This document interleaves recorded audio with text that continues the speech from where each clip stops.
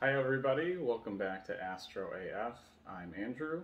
I know in a previous video I briefly showed you my Startracker rig. I'm going to go over it a little bit more in detail in this video, starting with the complete setup breakdown. And along with that, I also have to show both the Prima Luce Labs Eagle Core unit, autofocuser, and the Asiair Pro by ZWO. So I'm not going to put the whole thing together. I'm going to show you each piece individually and how they can kind of configure together.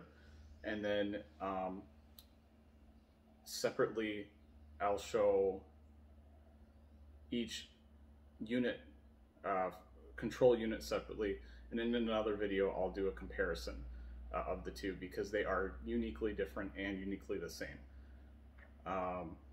So first of all, I have here the Ioptron Skyguider Pro, which I actually just received 2 days ago. I got to use it last night. It's fantastic. One thing I will say is I was always a long exposure kind of photographer, so I would sit there and take 10 to 15 minute exposures, and you know, I'd always hear online people saying, oh yeah, you can't take more than a 5-minute exposure on a Startracker, and I was always like, oh yeah, okay, and then you know, they're right. So lesson learned that I was at about the 10-minute mark, I was getting very defined star trails even on a tracking unit.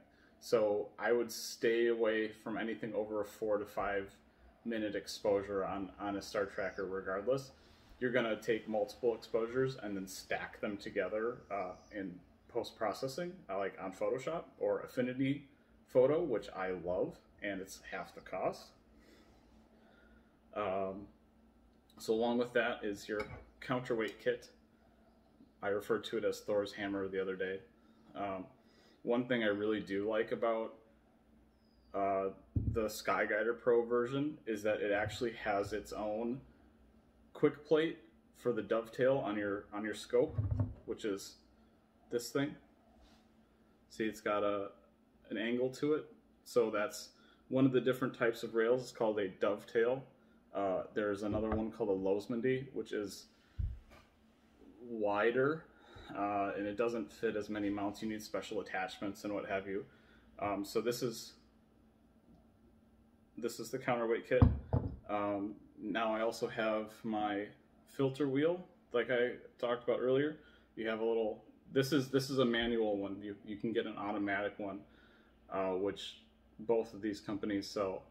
But you just turn it, and I actually already have filters in it, so you can turn it, and there's green, purple, orange, blue, and then open. You always want an open one if you're using one of these, just to get a clear shot. I also have a mini finder scope that I actually attach to the very top. Since I'm not using auto guide on this setup, I can do this. So I can put that right up on there like that. And then I can actually see if I've got a camera that doesn't have a back lens on it, where I'm pointing the camera or the lens. I also have adapter rings. These come in handy when you start getting into back focus with a camera like this. You don't need to necessarily worry about it so much on DSLRs because it's already got quite a bit of back focus built into it. But this, because the sensor is right about here, you need about 55 millimeters of back focus. I'll get all into that some other time. Finder scope, just to kind of point my direction at the start. This is the Asiair Pro from ZWO. Comes with the SD card. You actually need that to be able to use it. This is the Sesto Senso 2 by Prima Luce Lab. This is a uh, autofocuser. And then I've also got the Premier Luce Labs Eagle Core control unit. And then when all put together, this can get you a fantastic, budget-friendly star tracking kit. Thanks for watching, and I'll do a comparison video, and I'll put all this together in another video.